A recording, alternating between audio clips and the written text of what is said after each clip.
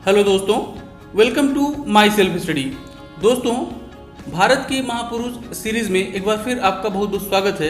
और इसी सीरीज़ में दोस्तों आज की इस वीडियो में हम डिस्कस करेंगे महात्मा गांधी जी से संबंधित विगत कई एग्जाम्स में पूछे गए प्रश्नोत्तरों को।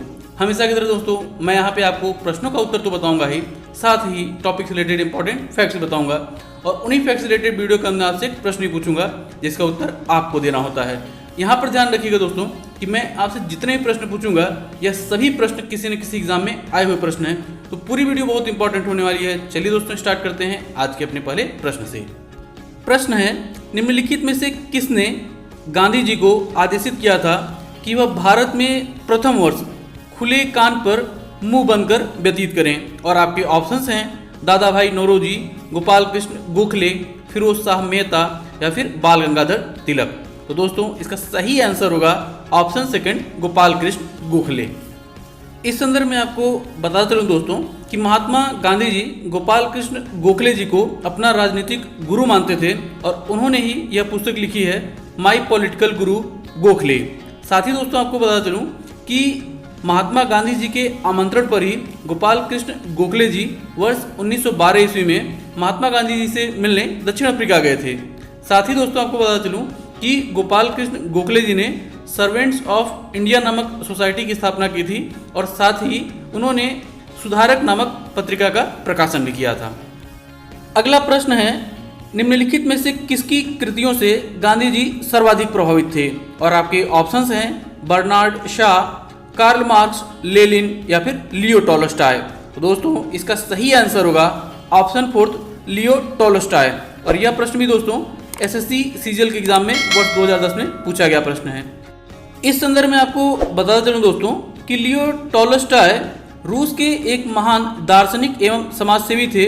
उनका जन्म रूस में वर्ष 1820 ईस्वी में रूस के एक संपन्न परिवार में हुआ था।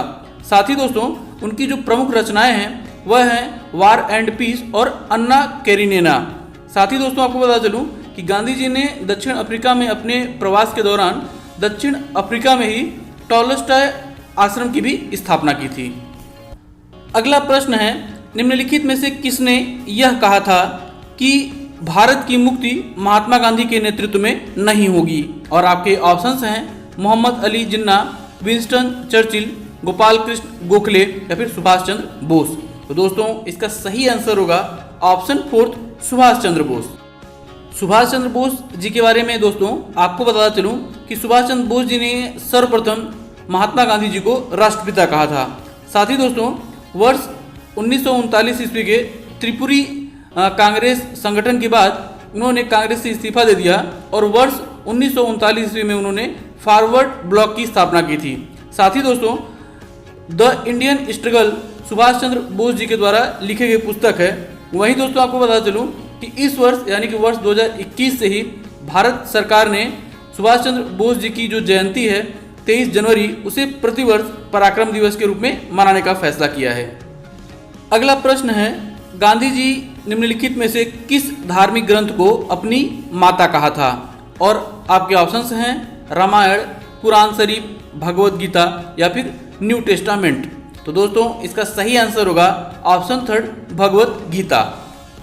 अगला प्रश्न है, निम्नलिखित में से कौन महात्मा गांधी जी से मिलने दक्षिण अफ्रीका गया था? और आपके ऑप्शंस हैं बाल गंगाधर तिलक, सरदार वल्लभ भाई पटेल, गोपाल कृष्ण गोखले या फिर जवाहरलाल नेहरू। तो दोस्तों जैसा कि मैंने पहले ही प्रश्न में आपको बताया था कि गोपाल कृष्ण गोखले जो है कि महात्मा गांधी जी के आह्वान पर वर्ष 1912 ईस्वी में उनसे मिलने दक्षिण अफ्रीका गए थे। तो दोस्तों इसका सही आंसर हो जाएगा ऑप्शन थर्ड, गोपाल कृष्ण गोखले। और यह प्रश्न भी दोस्तों एसएससी सीपीओ के एग्जाम में वर्ष 2006 में पूछा गया प्रश्न है। यहीं पर आपको बता चलूं दोस्तों कि महात्मा गांधी जी के जन्म दिवस 2 अक्टूबर को प्रतिवर्ष अंतर्राष्ट्रीय अहिंसा दिवस के रूप में मनाया जाता है। वहीं गांधी जी की पुण्यतिथि 30 जनवरी को प्रत्येक वर्ष शहीद दिवस के रूप में मनाया जाता है। जबकि दोस्तों गांधी जी 9 जनवरी 1915 ईस्वी को दक्षिण अफ्रीका से अपने प्रवास के बाद भारत वापस आए थे। इसीलिए उसी दिन को याद रखने के लिए प्रत्येक 9 जनवरी को हम राष्ट्रीय प्रवासी दिवस के रूप में भी मनाते हैं। अगला प्रश्न है, एक वर्ष में स्वराज का नारा गांधी जी ने कब दिया था? और आपके ऑप्शंस हैं दांडी मार्च के समय, असहयोग आंदोलन के समय, सविनय अवज्ञा आंदोलन के समय या फिर गोलमेज सम्मेलन के समय। तो दोस्तों इसका सही आंसर होगा ऑप्शन सेकंड, असहयोग आंदोलन के समय।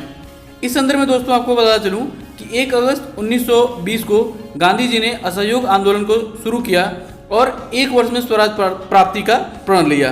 साथ ही दोस्तों आपको बता चलूं कि गांधी जी के इस आंदोलन का मोहम्मद अली जिन्ना जी ने विरोध किया था।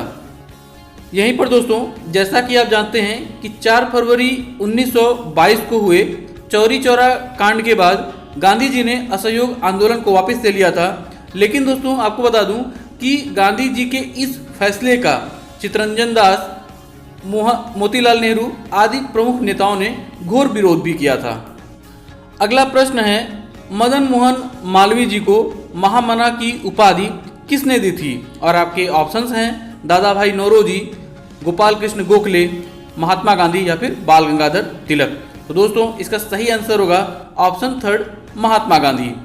इस संदर्भ में दोस्तों आपको बता चलूं कि महामना मदन मोहन मालवीय जी के प्रयासों से ही वर्ष 1898 में श्रीमती एनी बेसेंट जी द्वारा वाराणसी में स्थापित सेंट्रल हिंदू कॉलेज को बनारस हिंदू विश्वविद्यालय के रूप में स्थापित किया गया।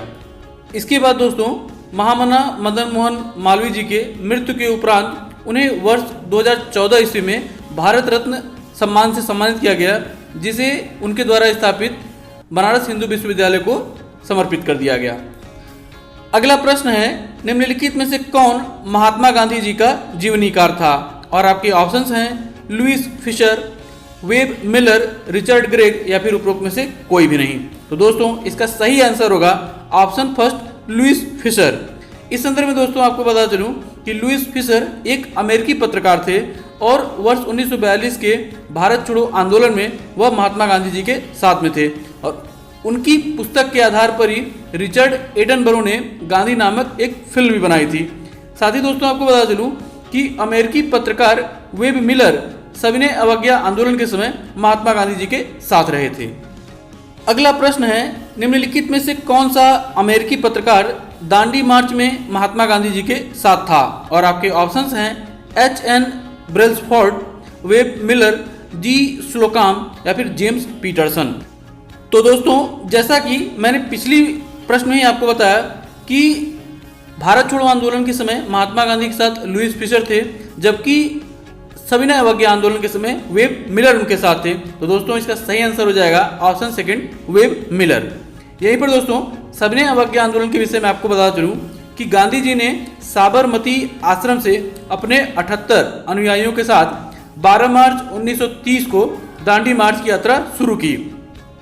इसके बाद दोस्तों 358 किलोमीटर की यात्रा पूरी करते हुए वह 6 अप्रैल 1930 को दांडी पहुंचते हैं और वहां पर सविनय अवज्ञा आंदोलन का शंखनाद करते हैं।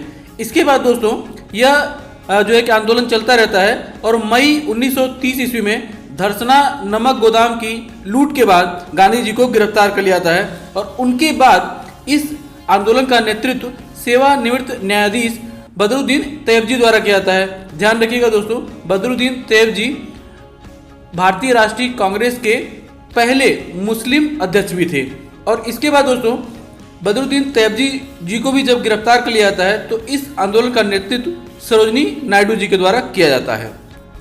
अगला प्रश्न है, गांधी जी की हत्या हुई तब किसने कहा था कि कोई यह विश्वास नहीं करेगा कि कोई ऐसे शरीर और आत्मा वाला आदमी कभी इस धरती पर चला था? और आपके ऑप्शंस हैं Bertrand Russell, Albert Einstein, Leo Tolstoy या फिर अब्दुल गफ्फार खान। तो दोस्तों इसका सही आंसर होगा ऑप्शन सेकंड, एल्बर्ट आइंस्टीन। इस संदर्भ में दोस्तों आपको बता चलूं कि एल्बर्ट आइंस्टीन एक महान वैज्ञानिक थे और उन्होंने ही प्रकाश वैद्युत प्रभाव तथा सापेक्षिकता का सिद्धांत का प्रतिपादन किया था और उनके प्रकाश वैद्युत प्रभाव की खोज के लिए वर्ष 1921 ईस्वी में उन्हें भौतिकी के नोबेल पुरस्कार से भी सम्मानित किया गया था। साथ ही दोस्तों ध्यान रखिएगा कि एल्बर्ट आइंस्टीन जो थे वह वायलिन वाद्य यंत्र बनाने में बजाने में वह जो है कि बहुत ही निपुण थे। तो दोस्तों अब बारी है आज के प्रश्न की। प्रश्न है प्रवासी भारतीय दिवस कब मनाया जाता है? और आपके ऑप्शंस हैं 4 जनवरी, 9 जनवरी, 10 जनवरी या फिर 23 जनवरी। हमेशा की तरह दोस्तों अगर आपने पूरी वीडियो बहुत ध्यानपूर्वक देखा होगा तो इस प्रश्न का सही उत्तर आपको इसी वीडियो में अभी तक मिल गया होगा। प्रश्न का सही उत्तर नीचे आप कमेंट बॉक्स में कमेंट करके हमें बता सकते हैं। तो दोस्तों उम्मीद करता हूं कि वीडियो जरूर आपको पसंद आई होगी और आपको कुछ न कुछ जानने को मिला होगा। वीडियो अगर आपको पसंद आई हो और आपको कुछ न कुछ जानने को मिला हो तो वीडियो को लाइक और शेयर करना ना भूलिएगा, साथ ही चैनल को सब्सक्राइब भी। इसी नोट के साथ दोस्तों वीडियो को यहीं समाप्त करता हूं और मिलता हूं आपसे कल सुबह 5:30 बजे भारत के वायसराय नामक एक और भी वीडियो के साथ। तब तक के लिए जय हिंद।